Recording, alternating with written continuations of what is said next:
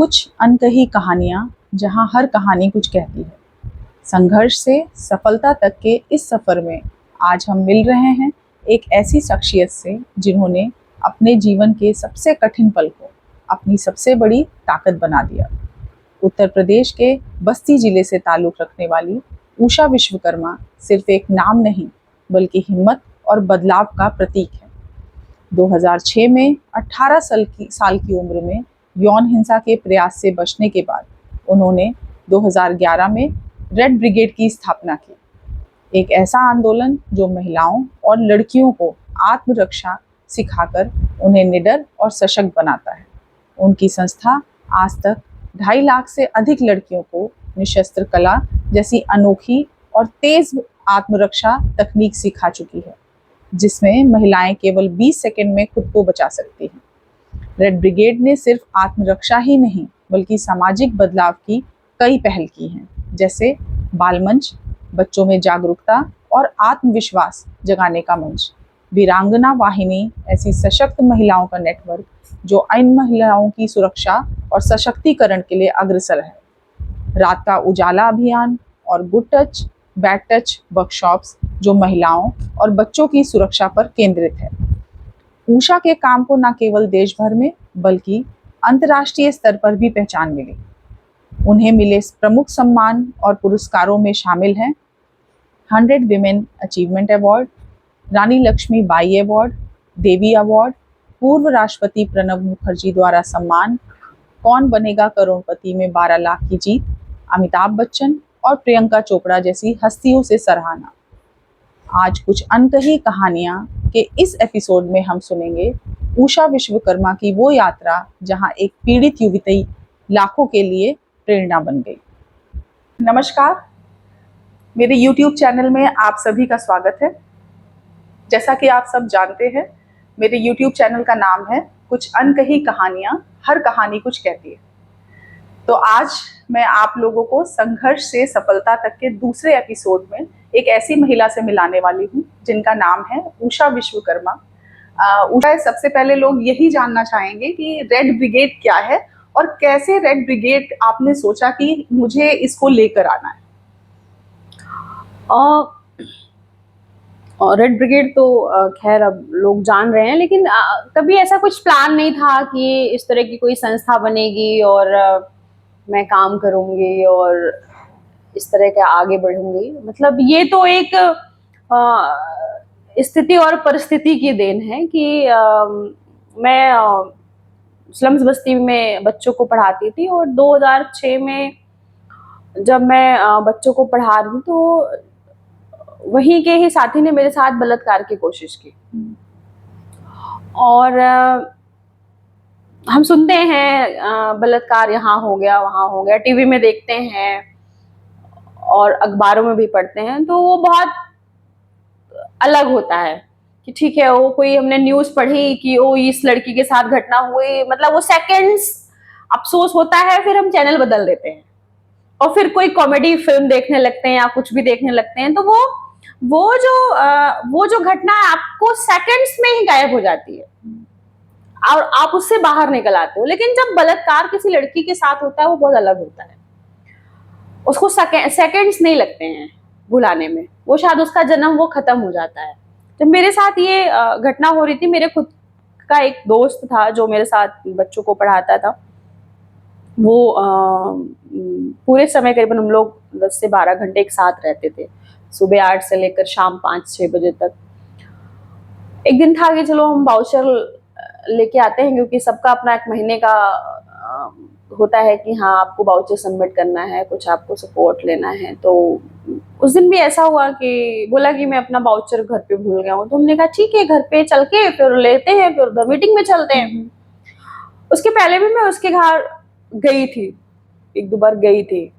मैं जाती हूँ, दरवाजा खोलता है, वो अकेले रहता था और अंदर मैं घुसती हूँ, मुझे प्यास लगती है, मैं पानी की तरफ, घड़े में पानी होता है, मैं पीने के लिए बढ़ती हूँ और दरवाजा वो बंद कर लेता है और मुझे कोई दिक्कत नहीं होती है, दरवाजा बंद कर लेता है। मैं पानी पीती ही रहती हूँ, तब तक अचानक से वो पीछे से मुझे ग्रैब करता है। तब भी मुझे लगता है कि मजाक चल रहा है। लेकिन जब वो मुझे स्क्रैच करना शुरू करता है, जबरदस्ती करना शुरू करता है, मेरे मेरे जीन्स को फाड़ने की कोशिश करता है, तो मेरे लिए तो जैसे जमीन खिसक गई मेरे पैर से कि ये क्या हो रहा है। और फिर वही जो एक जो उस वैशीपना में जो उसके अंदर जो बात थी कि मैं प्रेम करता हूँ और ये और जबरदस्ती कोशिश, उस समय मैं सांस भी नहीं ले पा रही थी। क्योंकि जब इस तरह की घटना किसी लड़की के साथ होती है तो उस समय तो दिमाग बिल्कुल ब्लैक हो जाता है, वो सोच समझ नहीं पाती कि कैसे बची। और उस समय मैं काफी कमजोर थी कह सकते हैं, या पतली दुबली थी, तो जिस तरह उसकी ग्रिप थी मैं मूव नहीं कर पा रही थी। सब बड़े कहते हैं कि लड़कियों के साथ घटनाएं कपड़े की वजह से होती है, उनके छोटे कपड़े पहनते हैं, जीन्स पहनती हैं, तो इस तरह की घटनाएं होती हैं लड़कियों के साथ। लेकिन मैं एक उदाहरण ऐसी हूं कि अगर मैंने उस दिन जीन्स ना पहना होता तो मैं अपने आप को नहीं बचा पाती। क्योंकि जिस तरह वो मेरी जीन्स को फाड़ने की कोशिश कर रहा था, मैंने जीन्स पहनी हुई थी, ऊपर से बेल्ट लगाई हुई थी, तो वो जब वो खींच रहा था तो मैं गिर गई। और फिर मैंने एक लात और एक थप्पड़ मारा, मैं भाग गई। अगर सलवार होती तो शायद कई टुकड़ों में फट चुकी होती। और कहते हैं कि अगर एक बार लड़की का कपड़ा हट जाए ना तो समर्पण कर देती है, क्योंकि वो उस स्थिति में नहीं होती है कि बिना कपड़ों के वो बाहर भाग सके, वो नहीं सोच पाती है वो। और मैं बाहर भागी, मैंने अपने आप को बचाया, लेकिन बच तो गई, लेकिन दिमागी रूप से बिल्कुल डिस्टर्ब हो गई। घर आते आते मुझे फीवर हो गया और मैं पूरा अपना मानसिक संतुलन खो बैठी। और इस सदमे से उभरने के लिए मुझे 1.5 साल लगा। मैं पूरी मेंटली डिस्टर्ब हो गई और अवसाद में चली गई। और KGMC में भी मुझे दिखाया गया। मोहल्ले वाले बोलते थे मैं पागल हो गई हूँ, क्योंकि मुझे जब वो झटका आता था तो अपने नाखूनों को तोड़ देते थे, अपने पिता को कई बार मारा, अंकल को दांत काटा, अपने 5 साल की बहन को उठा के फेंक दिया। और पुरुष को देखते ही मैं चिल्लाने लगती थी, तो पूरा मोहल्ला इकट्ठा हो जाता था और बोलता था ये पागल हो गई है। डॉक्टर के पास जब गए, एडमिट हुए, तो सब रिपोर्ट नॉर्मल थी, कोई प्रॉब्लम थी नहीं। तो डॉक्टर को लगा मुझे किसी से प्रेम हो गया है, तो मैं शादी के लिए ये सब चीजें कर रही हूँ। मतलब वो काउंसलिंग जो कहते हैं ना कि काउंसलिंग करने की जरूरत है, लेकिन काउंसलिंग भी मुझे लगता है कि वो जिस समय जिसकी जरूरत होती है काउंसलिंग की, वो उस तरह नहीं हो पाती है, शायद क्योंकि वो उतनी गहराई तक वो व्यक्ति जा ही नहीं पाता है, उस पीड़ा को सामने वाला समझ पाए। ये थोड़ा सा मुश्किल रहता है, तो वो उस डेप्थ में शायद वो जा ही नहीं पाता कि उस जाके वो उस हिसाब से आपको समझा पाए। क्योंकि यंग थी, 17-18 साल की मेरी उम्र थी, तो मतलब डॉक्टर भी देखते थे, तो मतलब सारी, क्योंकि वो तो रिपोर्ट के आधार पे चीजों को तय कर रहे थे और मेरी मानसिक स्थिति क्या है उस हिसाब से वो तय नहीं कर रहे थे। तो उनको लगता था कि यंग एज है और किसी से प्रेम हुआ होगा तो वो शायद घर वाले नहीं मानेंगे, तो इस वजह से जो भी नसीहत देता था तो वो इसी तरह देता था। मेरी पूरी फैमिली 1.5 साल सफर की। वो कहते ना मरता क्या ना करता, तो जब डॉक्टर के पास से ये चीजें नहीं हो पाई तो हम फिर झाड़ फूक में गए, और झाड़ फूक वाले मेरे बालों को बिल्कुल नोच नोच के खत्म कर दिए। तो कोई कहता था ये हो गया है, वो हो गया है, तो वहां पे भी एक जो प्रोसेस हुई, जो एक मुझे वो सहना पड़ा कि बालों को खींचना, मारना, कि हाँ इसके ऊपर भूत है, जिन है, वो भी सब हुआ। फाइनली में ये घर वालों ने तय किया कि मुझे मानसिक विभाग ले जाना चाहिए। तो मुझे वहां ले जाया गया, और वो परिस्थिति कहिए कि ईश्वर का संकेत कहिए कि जिस डॉक्टर से मेरी अपॉइंटमेंट थी उससे कुछ महीने पहले मेरी भयंकर लड़ाई हुई थी स्त्री के मुद्दे पे। तो जैसे मैं एंट्री करती हूँ वो मुझे पहचान जाते हैं, तो वो पूछते हैं कि तुम मुझे पहचान रही हो, तो क्योंकि मैं ठीक थी, मैं पागल नहीं थी, तो मैं भी कहती हूँ कि हाँ मैं आपको पहचान रही हूँ। तो मैं पूरी बात बताती हूँ, कहाँ मिले थे और कैसे हमारी बहस हुई थी। तो उनकी जो प्रोसेस होती है काउंसलिंग करने की या समझने जानने की, तो वो मेरे से बातचीत करके कुछ स्केचेस दिखा करके वो करते हैं तो मेरे पेरेंट्स को बहुत डांटते हैं, कहते हैं ये बिल्कुल नॉर्मल है, इसके साथ कोई प्रॉब्लम नहीं है। हाँ, इसको कोई गहरी चोट लगी है, सदमा लगा है, जो उसको बार बार वो उभर उभर के आ रहा है और उसमें वो सहन नहीं कर पा रही है। अगर आप वो बात बाहर निकलवा लो तो ये ठीक हो सकती है। तो फिर घर आ गए और फिर पापा मम्मी ने पूछना शुरू किया। मेरे कुछ मित्र थे, क्योंकि मैं बहुत हंसती थी उसमें और बचपन से ही बहुत बोलती थी, तो कई बार मम्मी को कमेंट मिल रहा था कि तुम्हारी बिटिया वकील बनी, क्योंकि शुरू से ही बोलने की आदत थी और लड़कियों को बोलना ज्यादा अच्छा नहीं लगता है। तो मेरी मम्मी को कमेंट मिलते थे, क्योंकि कुछ भी गलत कहीं भी हो रहा है मेरे सामने तो मैं जाके कूद पड़ती थी। लेकिन वो जो एक 1.5 साल का जो पीरियड था, मैं बिल्कुल शांत हो गई थी। आप ये बात बता भी नहीं पा रहे थे? ये बात मुझे लगता था कि अगर मैं बताऊंगी तो मैं अंदर पैक हो जाऊंगी, क्योंकि मैं बोलूंगी तो सीधा सवाल आएगा क्यों गई थी वहां पे, तुम्हें ही नहीं निकलना चाहिए, तुम्हें ही नहीं निकलना चाहिए था। तो ये जो डर था कि मैं 4 बहन हूँ, एक भाई है, अगर मैं अंदर बैठ गई तो फिर वो जो एक आगे चलने की प्रोसेस है वो रुक जाएगी। तो खैर मेरे दोस्तों ने पूछा और फिर मम्मी लोगों ने काफी प्रेशर दिया, अंकल ने भी बातचीत की, फिर मैंने बताया। तो वही जो डर था वही हुआ कि उसको मैं छोड़ूंगा नहीं, अब तुमको कहीं नहीं जाना है। तो फिर मैंने कहा मैं इसलिए नहीं बता रही थी। मैंने कहा कि नहीं, मुझे अब काम करना है। और उस समय तक मुझे एक बात समझ में आई, क्योंकि मैं शिक्षा पे काम करती थी, कि अगर हम सुरक्षित नहीं हैं तो शिक्षा का हमारा कोई मतलब नहीं है। कि अगर एक लड़की के अंदर साहस नहीं है और वो डिसीजन अगर नहीं ले सकती है, अपना निर्णय नहीं ले सकती है, तो हम कितनी बड़ी भी पढ़ाई कर ले, कितनी भी अच्छी जॉब कर ले, वो सफल नहीं है। बहुत सही बात उषा आप बोल रहे हो कि शिक्षा और या पैसों से आप मजबूत हो, हाँ। लेकिन अगर आप निर्णय नहीं ले पा रहे हो हाँ। तो ये कहीं ना कहीं अधूरा है, अधूरा। तो मुझे उस समय लगा कि मुझे इस पे काम करने की जरूरत है। तो मैंने लड़कियों की सुरक्षा को लेकर के और निर्णय लेने को लेकर के काम करना शुरू किया। तब तक रेड ब्रिगेड नहीं बना था। तो हम लोग नुक्कड़ नाटक करते थे। तो नुक्कड़ नाटक जब आप करते हैं तो उसमें एक सेम सी ड्रेस होती है, तो एक असर जाता है कि एक टीम वर्क हो रहा है। लेकिन हम लोग के पास उस तरह का कुछ था नहीं, तो अलग अलग जो पोशाक पहनते थे जाकर नाटक करते थे। तो हमारे वहां की टीम आई, दीदी कोई बहुत फर्क नहीं पड़ता है, तो हम लोगों को एक ड्रेस होनी चाहिए।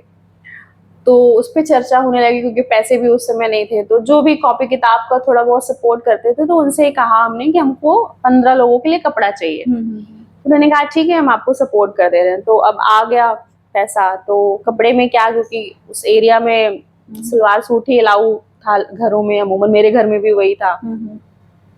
तो अच्छा ठीक है, सलवार कुर्ता तो तय था, सलवार कुर्ता ही बनेगा इसका। फिर ये हुआ कलर कौन सा आएगा। सलवार कलर तो कई तरह, हाँ कलर तो कई तरह होते हैं, तो उसमें चॉइस भी देखने की, असर कौन सा करेगा।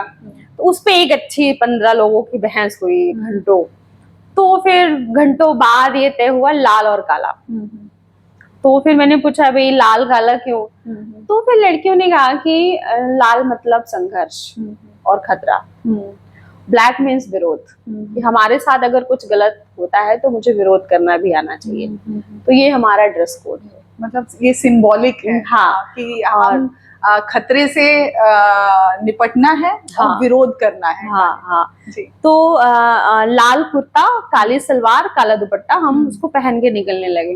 तब तक नाम नहीं था। और फिर जब हम जैसे प्रोटेस्ट करना है, रैली निकालनी है, अवेयरनेस कैंप करने हैं, कोई घटना हो गई तो वहां जाना, तो हम लोग 15-16 के ग्रुप पे ही जाते थे। तो उस पे कमेंट शुरू हो गए लड़कों के, ओहो रेड ब्रिगेड जा रही है। नहीं, उसमें कुछ लोगों ने बोला कि ओहो सुंदरियां जा रही हैं, लाल तितलियां जा रही हैं, तो किसी ने कहा उड़ाका दल जा रहा है। तो उसमें से एक ग्रुप ने कहा कि क्या बात है, पावरफुल रेड ब्रिगेड जा रही है। तो नाम था नहीं हम लोगों का, तो ये हुआ कि नाम काफी सूट कर रहा है। रेड ब्रिगेड तो बहुत अच्छा नाम है। रेड ब्रिगेड तो बहुत अच्छा नाम है। इसका मतलब नहीं पता था हम लोगों को। हमने कहा आज से हम रेड ब्रिगेड की शुरुआत ऐसे हुई। बहुत पीड़ादायक था ये चीज कि आपको 1.5 से 2 साल लगे। और इवन मैं तो ये बोलूंगी आप बहुत हिम्मती हो उषा, कि उस समय भी आपने ये नहीं सोचा केवल अपने लिए, आपने ये सोचा कि अगर मैं अंदर बंद हो गई अगर, तो मेरे भाई बहन आगे नहीं निकल पाएंगे, भाई तो निकल पाएगा शायद, बहनें नहीं निकल पाएगा।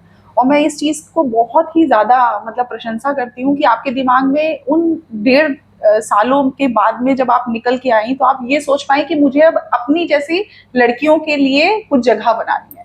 कि ये सोच पाना मुझे लगता है बहुत बहुत कम लोग आपके जैसे निकल पाते हैं। थोड़ा हम और जानना चाहेंगे कि किस तरह की चुनौतियां, क्योंकि सही बात है 15 लोग को ग्रुप को लेके जाना छोटा छोटा, क्योंकि आप में से फाइनेंशियली मुझे नहीं लगता कि कहीं से कुछ मदद मिल पाती होगी, तो वो कैसे, वो दौर कैसे चला और कैसे और आप बड़े ग्रुप में बदल पाए?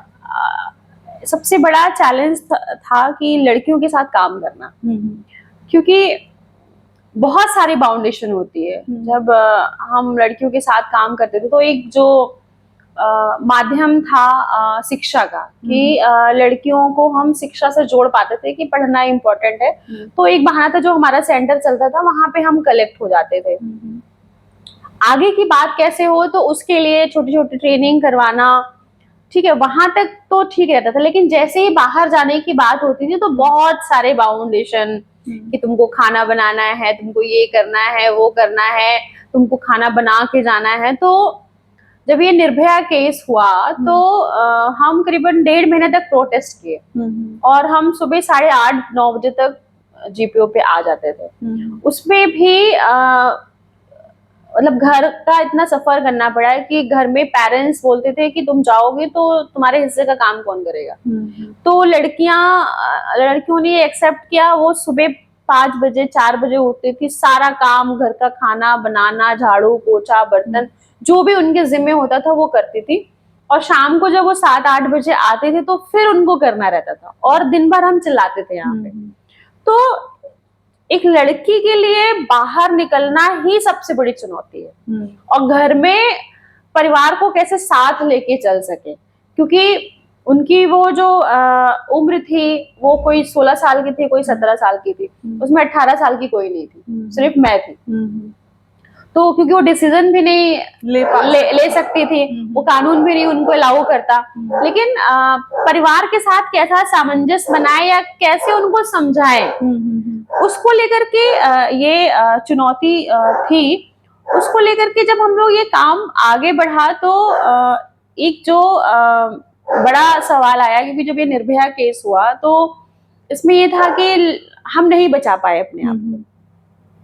तो ये बहुत पिन कर रहा था कि हम कब तक दूसरे के सहारे रहेंगे, कभी पापा के साथ, कभी मामा के साथ, कभी चाचा के साथ, कभी मम्मी के साथ, कब तक जाएंगे।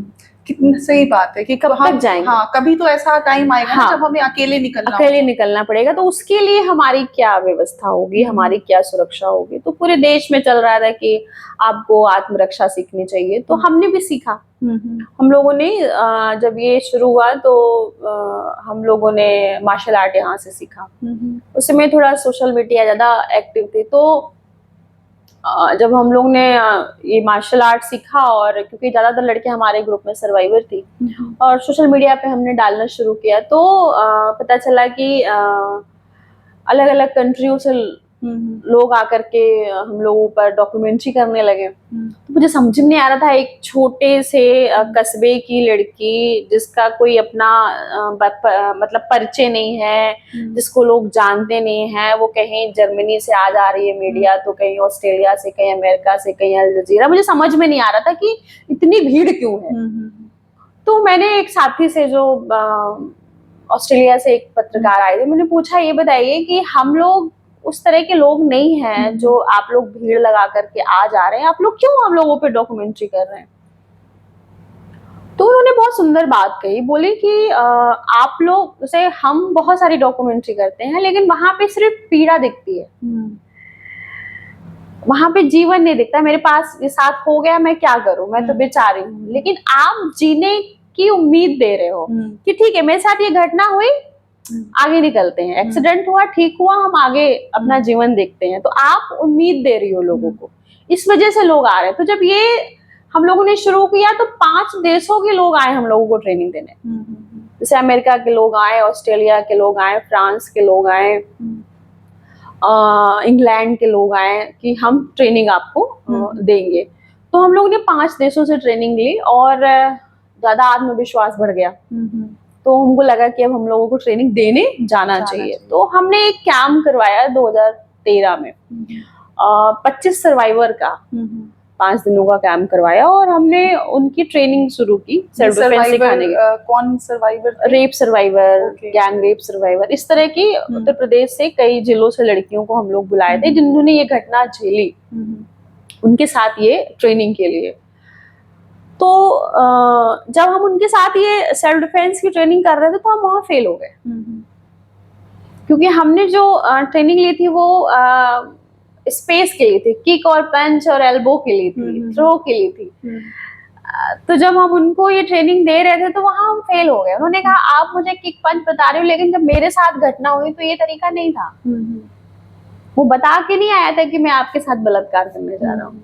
उसने मुझे अचानक से पकड़ा था, अचानक से उठाया था, अचानक से गिराया था, अचानक से फेंका था और अचानक से कसा था।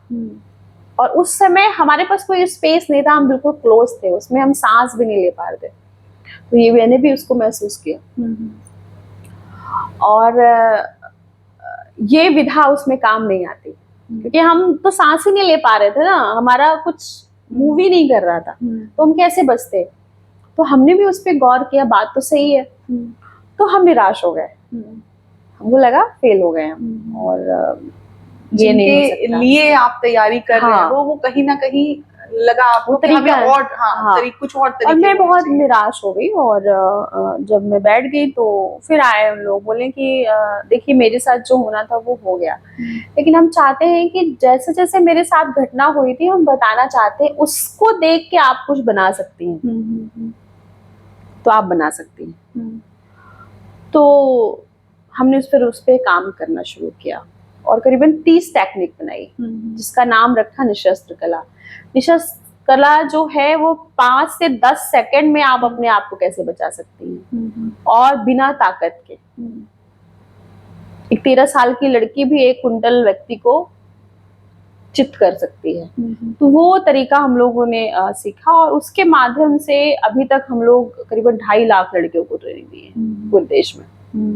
ये बहुत बड़ी बात है उषा। मुझे लगता है जितने लोग भी इस चीज़ को सुन रहे हैं वो इस चीज़ को समझें कि सेल्फ डिफेंस जो टेक्निक है ये मुझे लगता है हर लड़की की नीड है। कि आज के टाइम पर अगर देखें कोई भी घटना आपको बता के नहीं आएगी, और कभी ना कभी हमें अपने लड़कियों को अकेले छोड़ना ही पड़ेगा।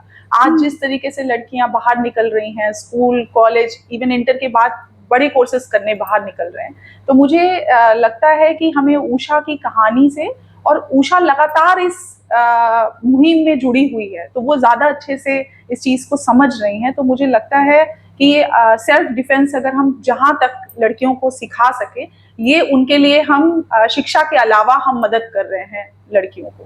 तो मैं सबसे मतलब रिक्वेस्ट करूंगी कि अगर किसी को इस तरह की ट्रेनिंग अपने स्कूल, कॉलेज या कहीं पर भी कोई संस्था चल रही है तो उषा से ज़रूर कांटेक्ट करें और वो इसको कराएंगे। तो आगे की बात फिर से हम लोग जारी रखते हैं। उषा, मैं एक और चीज़ मतलब जानना चाहूँगी, ये आपका अभी आप क्या कर रहे हो? मतलब ये आपका पुराना चलता चला आ रहा है जिसमें आप ट्रेनिंग कर रहे हैं, और वीरांगना भी आपने बताया जो अलग तरीके से काम कर रही है संस्था। तो अभी किस तरीके की चीज़ें और चल रही हैं रेड ब्रिगेड या उसके साथ में, उसके बारे में हम जानना चाहेंगे। हाँ, तो ये जो सफ़र था ये मेरी खुद से शुरू किया हुआ ये जो सफ़र था, और खुद सुरक्षित हुई, और मेरी इच्छा थी कि मैं वकील बनूं। लेकिन वो कुछ हालात ऐसे थे, घर की परिस्थिति ऐसी थी कि जो नहीं बन पाई। लेकिन वो वकील बनना इसलिए था कि मैं खूब बोलूं। और वो जो पिक्चरों में देखते हैं जज साहब के सामने जो गाउन पहनते हैं और फिर बोलते हैं, लेकिन शायद ईश्वर ने कुछ लिख रखा था कि आपको बोलना है लेकिन किसी और तरीके से बोलना है। मुझे लगता है हर वकील ड्रेस नहीं पहनता है। तो आप वकील हो, महिलाओं के हक और सुरक्षा प्रबल आवाज। तो आज जो काम कर रहे हैं करीबन नॉन स्टॉप 4 से 5 घंटा बोलना पड़ता है हम लोगों को ट्रेनिंग में। तो वो इच्छा पूरी हुई। तो स्टार्टिंग में ये था कि लड़कियों को सुरक्षित कैसे हम कर पाए और क्या क्या क्या सिखा पाए, उसको लेकर के ये पूरा काम था। लेकिन जब आप काम करते हैं तो आपको स्टेप बाय स्टेप समझ में आता है। आज रेड ब्रिगेड उत्तर प्रदेश में नहीं, पूरे देश के करीबन 13 स्टेट में काम करती है और अच्छे से लिंकअप हैं उसके। लेकिन ये पर्याप्त नहीं है एक स्त्री के लिए और एक अच्छे समाज के लिए। आज रेड ब्रिगेड थोड़ा एक स्टेप आगे बढ़ी है और अगर इस समाज को सुंदर बनाना है तो सिर्फ एक पक्ष की बात नहीं करनी होगी। स्त्रीत्व इम्पोर्टेंट है, लेकिन स्त्री को समाज को भी देखना पड़ेगा। वो हर एक वर्ग को देखना पड़ेगा, जो कि इस समाज और इस देश के लिए बहुत इम्पोर्टेंट है। तो अभी रेड ब्रिगेड जो एक स्टेप ली है कि हम लोग लगातार लड़कियों की सुरक्षा, सम्मान और इतिहास को लेके काम कर रहे हैं। तो इतिहास जब हम बोलते हैं, तो जब हम ट्रेनिंग देने जाते हैं तो उसमें इतिहास शब्द बहुत कंफ्यूजिंग लगता है, क्योंकि हम इतिहास पुरुषों का जानते हैं, वो कितने वीर थे समाज के लिए, देश के लिए उन्होंने क्या किया है, तो उससे हम कनेक्ट करते हैं और आइडियल भी हम उनको मानते हैं।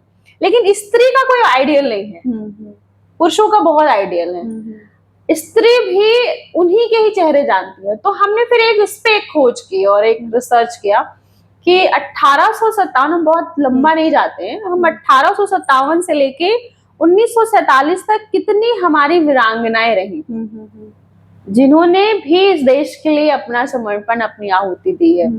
तो उसमें करीबन हमने 100 स्टोरी निकाली और ये 100 स्टोरी हमने 2017 में हमने एक कैंपेन शुरू किया, 100 डे 100 स्कूल। और उसमें हमने 3 बिंदुओं को उठाया। पहला कि हम जिस स्कूल में जा रहे हैं तो एक गेस्ट को लेके जाते थे। मान लीजिए हमने आपको एक स्कूल का गेस्ट बनाया और हमने पूछा कि आपकी पूरी जर्नी कैसी रही उन लड़कियों के सामने। उन लड़कियों ने आपके बारे में सुना और अच्छा लगा, क्योंकि आपको लाइव देख रही। दूसरी चीज, हमने 1857 से लेके 1947 तक एक किसी वीरांगना की स्टोरी उनको बताते थे कि उस समय भी हम स्ट्रांग थे। तो उनको लगता था अच्छा, हमने इस इतिहास में भी काम किया है, या ऐसी भी थी महिलाएं, हमें पता नहीं। हाँ, ऐसी भी महिलाएं थी और देश की आजादी में मेरी भी भूमिका रही है। सिर्फ हम एक ही नाम जानते हैं, झांसी की रानी का। तो वो एक अलग असर पड़ता था। फिर तीसरा हम उनको आत्मरक्षा के गुण सिखाते थे, विशेषकर।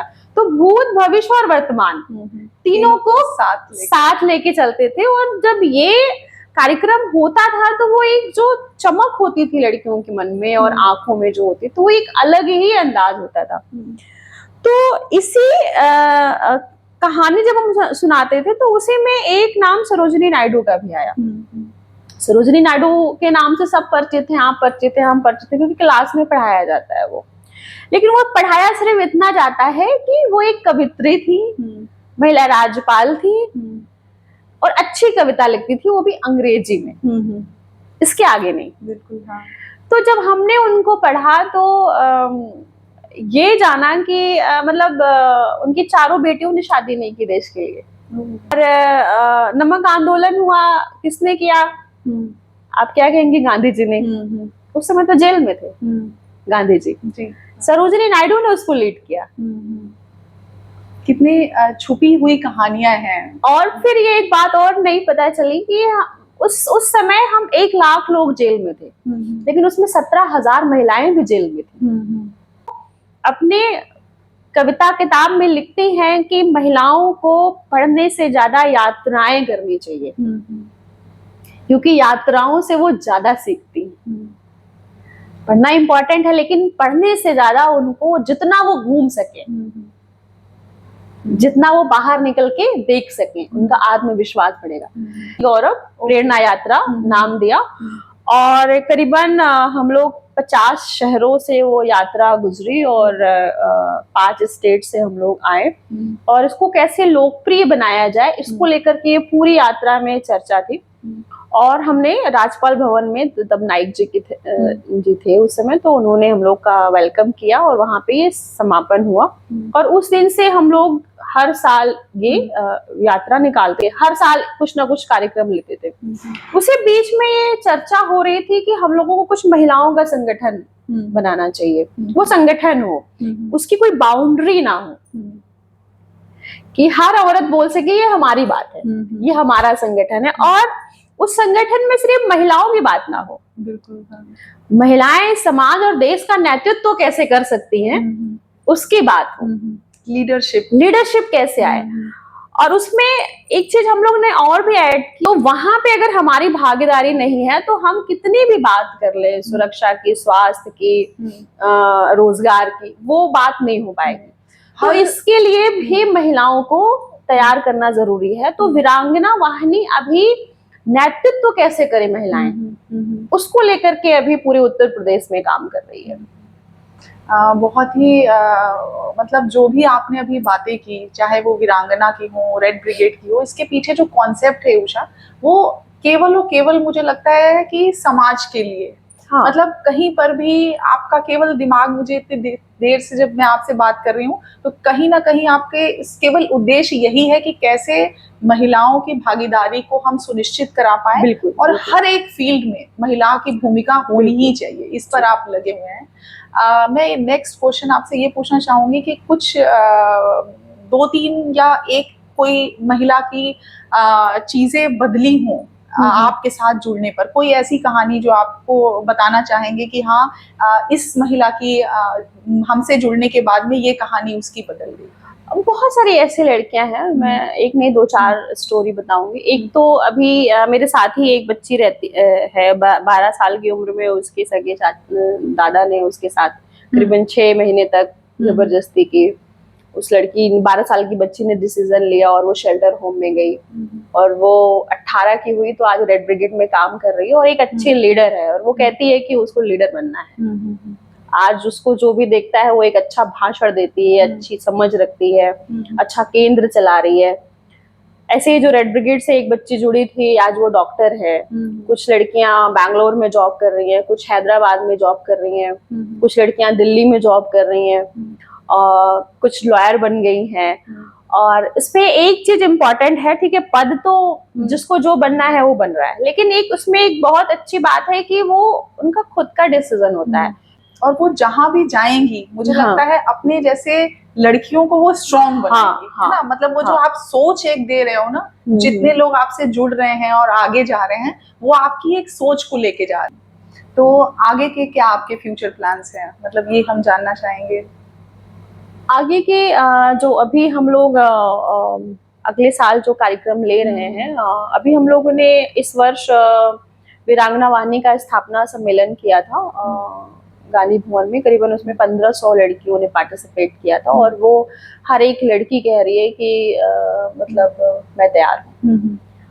और अगला जो मेरा नेक्स्ट कार्यक्रम है, अभी हमारे जिलों में कार्यक्रम चल रहे हैं और छोटे छोटे जिला स्तर पे सम्मेलन कर रहे हैं। और इसके साथ साथ हमारी 2026 की फरवरी की तैयारी चल रही है, और हम लोग लखनऊ में 10,000 की संख्या में होंगे। पूरे उत्तर प्रदेश से लड़कियां आएंगी और वो हम 3 दिन बैठेंगे और शिविर करेंगे। आगे की तैयारी कैसी होनी चाहिए, क्या क्या गोल होने चाहिए, कैसे काम होना चाहिए, उसकी पूरी अभी तैयारी चल रही है।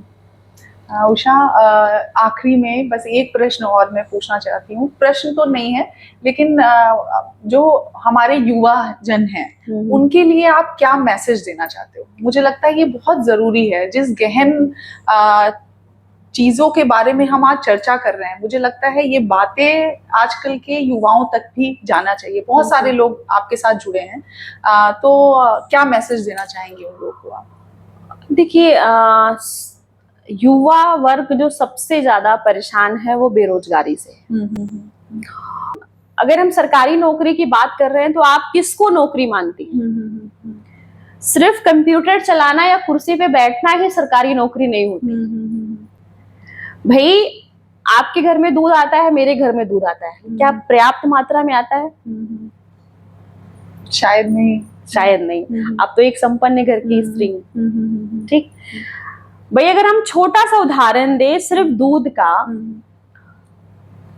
हर घर में 2 बुजुर्ग हैं और 2 या 3 बच्चे हैं, और उन कम से कम 5 लोगों को दूध चाहिए, लेकिन उनको नहीं मिलता है। चाय के लिए बहुत मुश्किल से दूध मिलता है, तो इसका मतलब दूध का उत्पाद कम है। अगर हम ये उत्पाद बढ़ा दें तो लोग भी लगेंगे, भाई प्रोडक्शन होगा तो मेन पावर भी लगेगी। बिल्कुल। तो मेन पावर अगर लगेगी तो भाई अगर आज 2 लोग काम कर रहे हैं, वो 10 लोग काम करेंगे, तो 10 लोगों को तो मिला ना जॉब। राइट। हाँ, ऐसे ही आप कोई भी चीज कर लीजिए। भाई एक छोटा सा उदाहरण है कि हम ब्रश करते हैं, टूथपेस्ट लाते हैं, तो क्यों वो टूथपेस्ट मुंबई में ही बने भाई? वो क्यों नहीं लोकल लेवल पे? वो लोकल लेवल पे क्यों नहीं?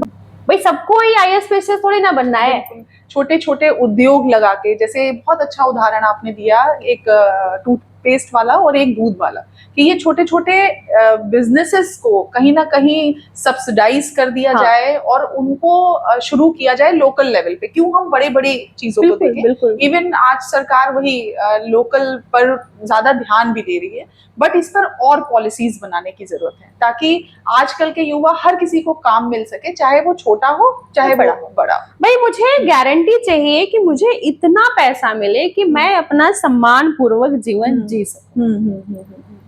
बिल्कुल। और ये हर व्यक्ति की, हर व्यक्ति का, हर प्राणी का अधिकार है, और ये सरकार दे सकती है और देना चाहिए, और इस पे मुझे लगता है कि युवाओं को एकत्र होना चाहिए। मुझे लगता है कि बहुत सारे गवर्नमेंट के लोग भी अगर इसको सुन रहे हैं, अभी जो हमारी सरकार है वो बहुत सारे काम कर भी रही है, नेशनल लाइवलीहुड मिशन की तरफ से छोटे छोटे उद्योग भी चला रही है। तो क्या अगर इस तरह के कुछ कार्यक्रम हैं जिनको और इम्प्लीमेंटेशन लेवल पे और मजबूत किया जा सकता है, तो उस पर सोचने की जरूरत है।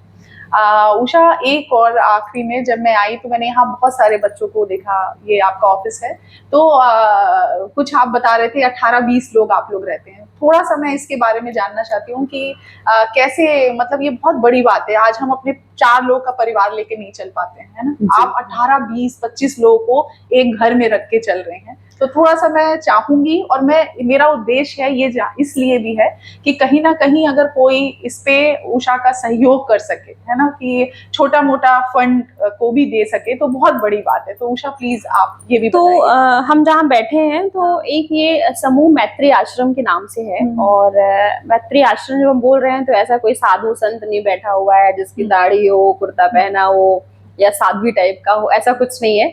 एक सोच है ये, और ये सोच ये है कि हम कैसे सामूहिकता में रह सकते हैं। जब हम सामूहिकता में थे तभी समृद्ध थे, और तभी हम जब अभी आज हम कहते हैं बहुत एंजाइटी हो रही है, डिप्रेशन में है, शायद वो डिप्रेशन नाम का शब्द भी तब नहीं था। और दूसरी बात यह है कि आज के समय में जिस तरह के वो चाहे जात को लेके हो, धर्म को लेके हो, जेंडर को लेके जिस तरह नफरत फैल रही है, वो एक बड़ा कारण है इस समाज को, इस देश को तोड़ने का। तो एक कोशिश है कि हम 18-20 लोग जो यहाँ रहते हैं वो अलग जात, अलग धर्म, अलग जेंडर, अलग शहर के एक साथ रह सकते हैं, कि कैसे सामूहिकता में चीजों को किया जा सकता है। और एक बड़ी अच्छी चीज ये जो सफल यहाँ 12 साल से हम लोग ये काम कर रहे हैं, यहाँ करीबन जो एक समय की डाइट है वो करीबन 25 लोगों की है। यहाँ पे किसी को ध्यान नहीं रहता है कि कौन कौन सी जात का है या कौन कौन सी मतलब जेंडर का है। यहाँ पे सिर्फ प्रेम और इंसानियत है। हम लोग सिर्फ प्रेम और इंसानियत पे विश्वास करते हैं, और एक छोटा ये कोशिश है कि अगर 18-20 लोग रह सकते हैं, और जहाँ पे कभी जात को लेके, धर्म को लेकर के कोई लड़ाई 10-12 सालों में नहीं हुई है, तो मुझे लगता है कि ये देश भी वैसे ही रह सकता है। बिल्कुल। तो यही कोशिश है कि इंसानियत कैसे बची रहे, प्रेम कैसे जिंदा रहे, और इसलिए हम लोग करीबन 18-20 लोग एक साथ में रहते हैं।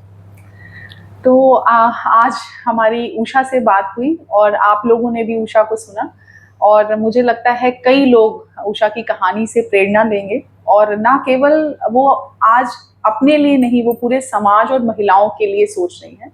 और इनके ग्रुप में बहुत सारे पुरुष साथी भी हैं साथ में, जो जिनकी सोच बिल्कुल अलग है और वो सहयोग कर रहे हैं उषा के इस मुहिम में। तो सभी को फिर से मैं धन्यवाद करती हूँ कि आप लोगों ने इसको देखा, और उषा का धन्यवाद कि उषा ने अपना कीमती समय दिया। और अगले एपिसोड में जल्द ही मिलेंगे। मेरे चैनल का नाम है कुछ अनकही कहानियां, हर कहानी कुछ कहती है। अगर अभी तक आप लोगों ने इसको सब्सक्राइब नहीं किया है तो प्लीज करें, और जल्द ही आपसे मुलाकात होती रहेगी। धन्यवाद।